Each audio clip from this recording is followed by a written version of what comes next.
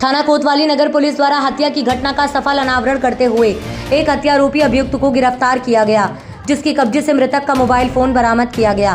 Police line सभागार में press वार्ता में सहारनपुर के एसपी सिटी अभिमन्यु मांगलिक ने बताया कि 28 सितंबर 2024 को रवि ऑप्टिकल किशनपुरा के पास नाले में एक अज्ञात व्यक्ति का शव मिला था, जिसके बाद पंचायत नामे की कार्यवाही की गई तथा मृतक शिनाख्त मांगेराम पुत्र बुल्लू राम निवासी राधा विहार कॉलोनी गली नंबर 3 थाना कोतवाली नगर जनपद सहारनपुर के रूप में हुई थी।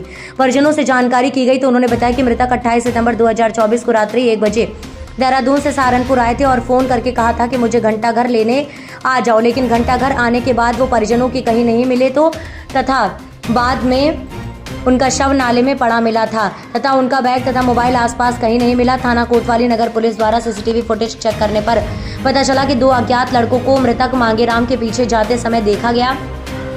तत्पश्चात दिनांक 2 अक्टूबर 2024 को वादी सागर सिंह पुत्र स्वर्गीय मांगेराम निवासी थाना कोतवाली नगर जनपद सहारनपुर की लिखित तहरीर बाबत 2 अज्ञात व्यक्तियों द्वारा वादी के पिता की हत्या कर देने के संबंध में थाना कोतवाली नगर में दर्ज कराई गई है। थाना कोतवाली नगर क्षेत्र में एक शव मिला था नाले से, किस प्रकार से इनकी पहचान हुई थी और कौन लोग इसमें शामिल थे? जी हाँ, कोतवाली नगर में ये 28 सितंबर को ये सूचना मिलती है कि वहाँ पर नाले में एक शव मिला है, जो कि जब आसपास के लोग, उसके परिजन भी आते हैं, आइडेंटिफाई कर लेते हैं, वो शव मांगेराम मृतक का होता है। और ये पूरी घटनाक्रम इस तरह होती है कि जो मांगेराम है ये आकाशवाणी देहरादून में काम करते हैं और 27 तारीख को ये अपने ऑफिस से करीब 10 साढ़े 10 बजे निकलते हैं और यहाँ घंटाघर पे वो बस के माध्यम से वहाँ से निकलते हैं देहरादून से और घंटाघर पे करीब 11:30 बजे पहुँचते हैं। उसके बाद ये अपने घर वालों से संपर्क करते हैं कि उनको वो वहाँ से पिक कर लें। काफ़ी देर उनके मोबाइल पे संपर्क होता है और एक टाइम के बाद मोबाइल पे संपर्क बंद हो जाता है। उनके जो परिजन हैं वो उनको पूरी रात भर ढूंढते हैं। अगले दिन थाने आकर वो जब ये बात बताते हैं तो पुलिस तत्परता दिखाते हुए उनके साथ, परिजनों के साथ, जहाँ जहाँ उनकी सीसीटीवी लोकेशन मिलती है वहाँ जाकर मांगेराम जी को ढूंढने की कोशिश करते हैं। उसी दौरान ये बॉडी भी वहाँ पे मिलती है नाले से और जब बॉडी मिलती है, बॉडी का पीएम कराया जाता है। उस टाइम बॉडी जिस हालत में मिलती है, प्राइमा फेसी उसके ऊपर कोई भी इंजरी के निशान नहीं थे और बॉडी के पीएम में जो मेन कारण आया था वो ड्राउनिंग की वजह से मृत्यु का कारण स्पष्ट हुआ था। जो परिजन हैं उनके द्वारा ये संदिग्धता जताई जाती है कि उनके साथ कुछ गलत हुआ है, तो उसी क्रम में जो स्थानीय पुलिस है वो वहाँ के कैमरे देखती है।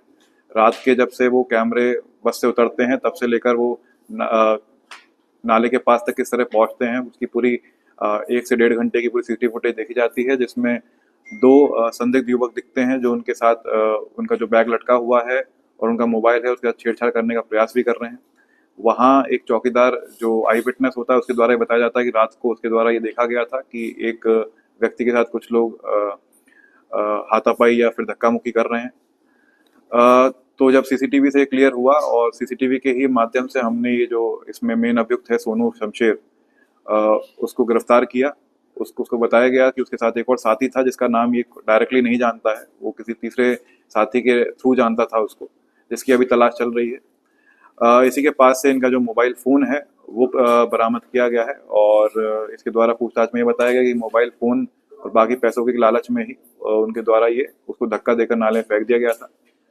ये दोनों अभियुक्त थे वो भी काफ़ी नशे की हालत में थे और जो मृतक हैं उनके द्वारा भी थोड़ा बहुत ड्रिंक किया गया था, जिसकी वजह से थोड़ा अनकॉन्शियस स्टेट में जल्दी आ गए और उनके द्वारा ज़्यादा रेजिस्टेंस नहीं दिखाई गई। सर, बैग भी इनके पास बताया जा रहा था उस समय के परिजनों द्वारा कि बैग भी कोई था, तो क्या बैग की बरामदगी हुई और उस बैग में था क्या था? बैग में जब पूछा गया तो बैग में उनके पास कैश तो नहीं था, कुछ कागजात थे जो उनके काम से रिलेटेड कागजात हैं, उसमें उनकी कुछ पर्सनल कागजात भी हैं। बैग अभी तक बरामद नहीं हो पाया। बैग को ढूंढने के लिए नाले में भी हमने काफ़ी दिखवाने की कोशिश की थी।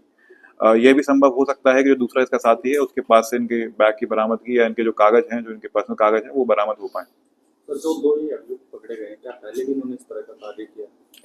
अभी एक ही अभियुक्त पकड़ा गया है, एक अभी अज्ञात है, उसको पकड़ने की कोशिश चल रही है। बाकी इनका आपराधिक इतिहास जो सोनू शमशेर है जिसको आज भेजा जा रहा है, उस पर चोरी के मुकदमे और एनडीपीएस के मुकदमे पहले। सर, मृतक की ड्रिंक कितनी थी, क्या पोस्टमार्टम रिपोर्ट में सामने आया? कितनी?